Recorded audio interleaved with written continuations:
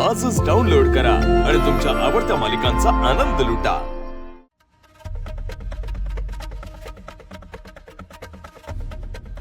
आसावरी, जर मी सारखं असं तुमच्या मागे मागे करत राहिलो ना तर लोकांची मिसअंडरस्टँडिंग होईल। ऐका ना, म्हणून मी तुम्हाला सांगते ना, माझ्या मागे मागे येऊ नका। आणि तसंही माझ्या मनात तसं काही नाहीये। एक मिनिट, तुम्हाला काय वाटतं मी तुमच्या सारखं मागे मागे का करतो? कारण मी तुमच्या प्रेमात पडलोय।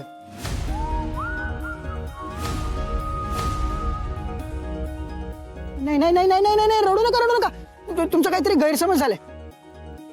एक मिनिट मी सांगतो। तुम्हाला काय वाटतं मी तुमच्या फॅमिलीला कन्व्हिन्स करणार, तुमच्याशी लग्न करणार, 4-5 मुलं जन्माला घालेन, त्यांच्या ऍडमिशनसाठी लाईन मध्ये उभा राहीन, त्यांचं शिक्षण करेन, त्यांना मोठं करेन, आपल्या फॅमिलीची रिस्पॉन्सिबिलिटी घेईन, असं वाटतं का तुम्हाला?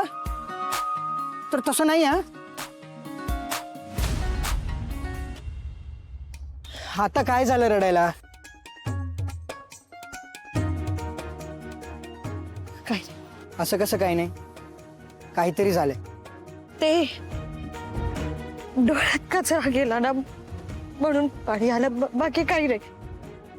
असं वरी तुम्हाला कधी कोणी सांगितलंय का तुम्हाला खोटं नाही बोलता येत? सगळं सरळ सरळ तुमच्या चेहऱ्यावर दिसतंय, तुम्ही खोटं बोलताय।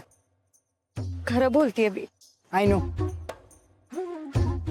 तुमचे डोळे खरं बोलतायत, पण तुम्ही तोंडाने खोटं बोलताय ना। मी सांगतो, तुम्ही जे विचार करताय ना ते मी विचार करते। मला जे म्हणायचंय तेच तुम्हाला म्हणायचं। तुम्हाला माहिती की मी आता जे बोललो ते खोटं होतं, हो ना? असं मी तुम्हाला लग्नाच्या दिवसापासून फॉलो करतो। मी ज्या क्षणी तुम्हाला पाहिलं नाही त्या क्षणी तुम्ही मला आवडला। Love at first sight. माझ्या मनात जशी इमेज होती ना, तुम्ही तशाच आहात, माझी ड्रीम गर्ल। पण तू माझ्याबद्दल काय विचार करतेस हे मला माहितीच नव्हतं।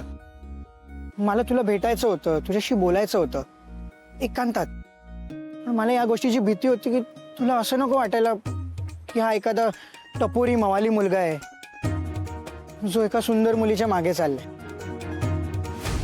पण आता मला कळलंय तसं काही नाही, कारण जेव्हा मी मगाशी माझं तुझ्यावर प्रेम नाही आहे असं म्हणालो ना तेव्हा तू इमोशनल झालीस। असं जरी शब्दांनी कबूल नाही केलंस ना तरी तुझ्या डोळ्यांनी ती कबुली दिली।